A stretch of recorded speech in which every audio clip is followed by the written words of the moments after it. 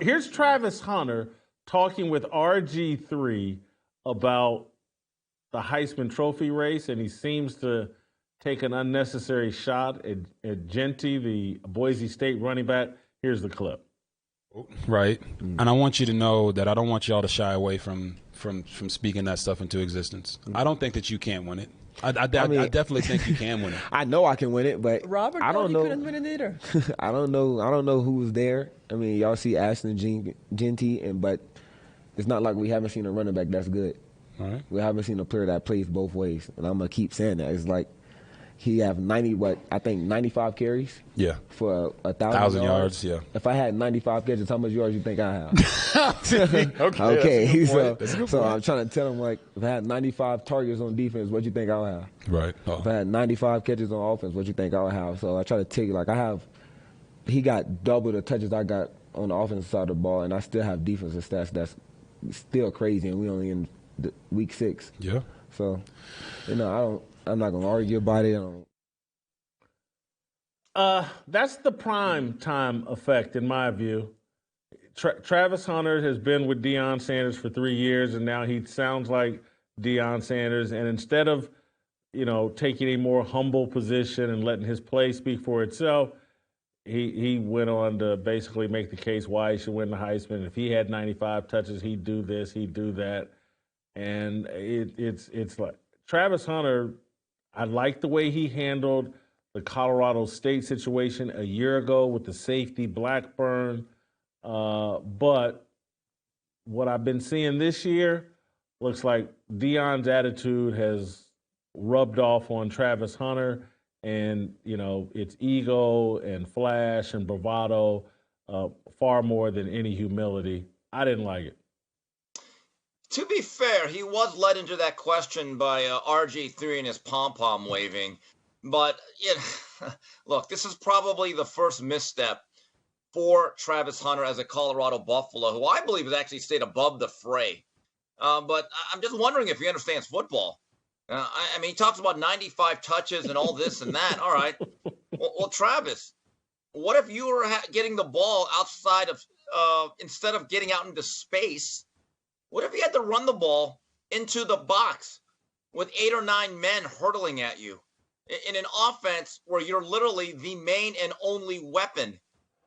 I mean, seriously, anytime you play Boise State, there's one guy you got to stop, and that's Jeanty. And he's running the ball physically, and he's shrugging off tacklers. And Jeanty, to me, has not been given enough credit. I know there's a bias against him because he's not at a P4 or traditional blue blood. But this is a guy that's going to be taken in the first round of the National Football League draft.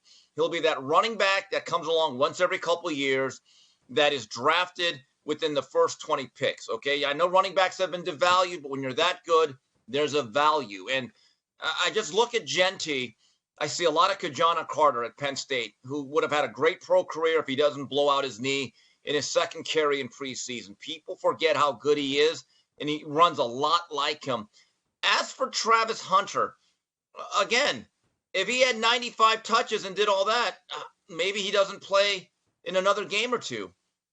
And this is kind of a strange thing to say coming off a week where he only played about a quarter and a half. Durability matters. Would he have the durability of Ashton Jeanty, who has to carry a whole offense by himself? So, look, I think Hunter is an outstanding player. I think he's been a very good citizen. And to be fair, this was a bit of a leading question that was given to him. It was, but I don't think the answer just didn't require that. It didn't. Hey, I do think RG3 says I do think you can win the Heisman. I do. Don't be shy about speaking it into existence. And then you go straight at Jeanty, and then you make a nonsensical answer in terms of like just what you said. Does the guy even understand football? One guy sits 7 yards behind the line of scrimmage, and is facing 11 defenders who are like, their first thought is, hey, this Jeanty kid may get the ball, we got to stop him. Travis Hunter lines up on the line of scrimmage, out on an island, away from most of the defense, when he catches the ball. He's 5 to 15 yards downfield. The defensive linemen and the linebackers, he's beyond them. He's out in space where he can move around. It's like he gets the ball at the second line of defense. After the defensive linemen have been knocked out of the way, Jeanty gets the ball before the defensive linemen have been knocked out of the way. The linebackers are still in play, and certainly the safeties and eventually the cornerbacks.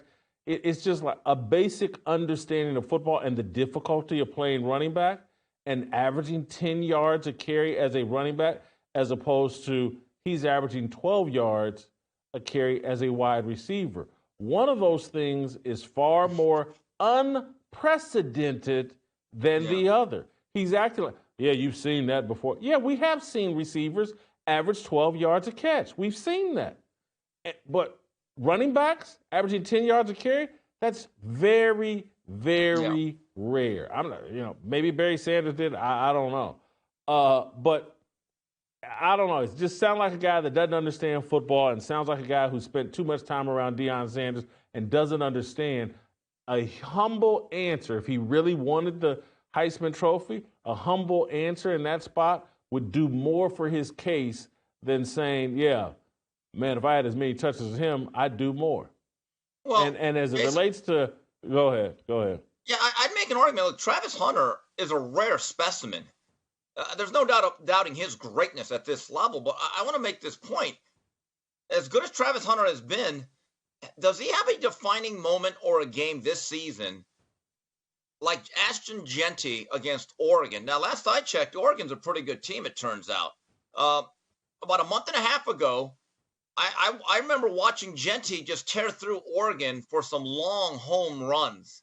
And if it wasn't for two special teams breakdowns, Boise State wins that game against the Ducks. So at that point, we're kind of trying to come together as a team. But also in terms of being like the number one threat or the only threat, say what you want about Colorado. We kind of know that they're a flawed team in certain places. But, Jason, their wide receiver unit is actually one of the better ones in the country. So when they line up and they go 4 or 5 wide, empty sets, whatever, they have an elite college quarterback in Deion Sanders, right? Will Shepard's a big-bodied quality receiver. Jimmy Horn is a very good receiver. And so is Travis Hunter. So, again, who's actually doing more with less? I would say it's that guy that runs on the blue turf. Look, they've played 2 solid teams, Nebraska and Kansas State. They scored 10 points against Nebraska. He had 10 catches, 110 yards against Nebraska. Sure, played a solid defensive game, I think, against Nebraska. Had a pass defense, a tackle for loss. I'm not sure if I don't think he had an interception or anything in that game because I don't think, Raiola didn't throw one. And now they play against Kansas State. They lose. He only plays a quarter and a half.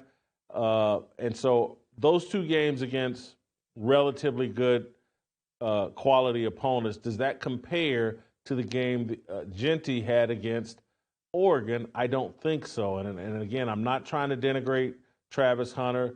Looks like he's a really, really good player. I think if he were on if he played at Alabama, if he played at Georgia, he wouldn't be going both ways. I just don't believe it. I don't, because there'd just be more talent on the field. I'm not even sure if they really need him on offense at Colorado. Again, they didn't struggle offensively without him. It's not like their offense fell apart without him last week. So, again, I think Deion and his influence a net negative as it relates to Travis Hunter. Help us grow the Fearless Army. Pound that like button, subscribe to the channel, and share this video with all your fearless friends.